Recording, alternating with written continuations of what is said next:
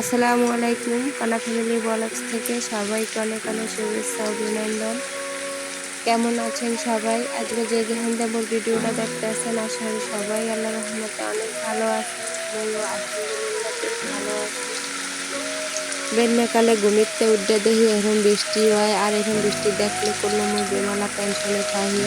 মোর সব কাম কিন্তু সাগরে যাইয়ে করা লাগে, রান্না বাড়া বাইরেতে পানি কেজি আনা লাগে।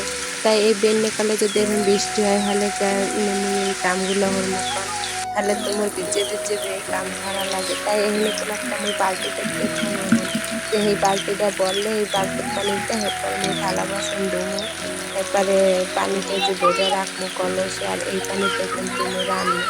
আর বৃষ্টির পানি দিয়ে ডাল ভাত রান্না বা তরকারি রান্না কিন্তু বেমালা ভালো হয়, আর অনেক সময় ভালোও থাকে। জ্বর বৃষ্টি তো আর প্যাডে মানবে না, ঠিক টাইম মতো তো প্যাডে খাওয়ান দেওয়াই লাগবে।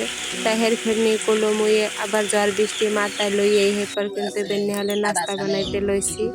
আর আজকে মুই রুটি ভেজি বানামো। আর মুই যখনই কোনো কাম হরতে লই হেকেলি করলো মোর ছোট পোলায় আই এরকমের ব্যাঘাত দেয়। তাই ইয়ে কিন্তু মাঝে মাঝে ভালোও লাগে, আবার মাঝে মাঝে এত বিরক্ত লাগে হ্যার কথার মুখি। এই যে মুই রুটি বানাইতে লইছি, হ্যাঁ ও আটা দিয়ে দেবে, মুই আটা দিতে আর মনে ও আটা দিয়ে দেবে, এরপর মুই বানাবো। আর মোর প্রিয় আপু ভাইয়ারা যারা এই মুহূর্তে মোর ভিডিওটা দেখতে আছেন, দয়া করে একটা লাইক দিয়ে দেবেন। আপনাকে একটা লাইকের কারণে করলো মুই আবার নতুন একটা ভিডিও বানানোর সাহস পাই, ভালো লাগে। আর এখন এই তো মোর মাইয়ে গুলো রুটিগুলা বাজতে আছে, মুই যে সময় রুটি বানাইতে লমু আই এরকম বাজতে লেবে কইবে মোরে দাও মুই বাজি। তাই এই বাজতে যাইয়ে তো দেখছিনি কি সুন্দর করে উল্টায়, কতক্ষণ লাগে আর একটা রুটি উল্টাইতে। তাই এরকম করে আস্তে আস্তে শিখবে। আর রুটি ভাজি বানাইতে লইলে সেই সময় করলো একটু টানি পরে ফেনে জানেন মোর গুঁড়ো গাড়ায় সবাই রুটি পছন্দ করে। তাই হের ফেনে কিন্তু মুই বাগে করলো হয় না, মুই শেষে একটা চড়া বানাই হেপার করলো খাইছি। তালের সিজনে তাল থাকবে না হেয়ে কি হয়।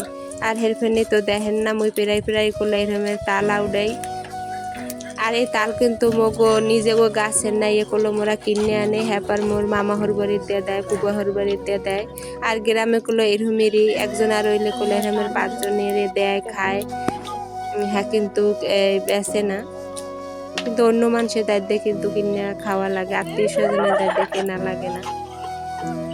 তাই মই এই তাল কসলেন কিন্তু মোর দ্বার বেমালা ঝামেলার মনে আমি কতক্ষণ আইতে কসলাই, আবার কতক্ষণ করে জাফিতে লইয়ে হাইয়ের পরে করার চেষ্টা করতেছি।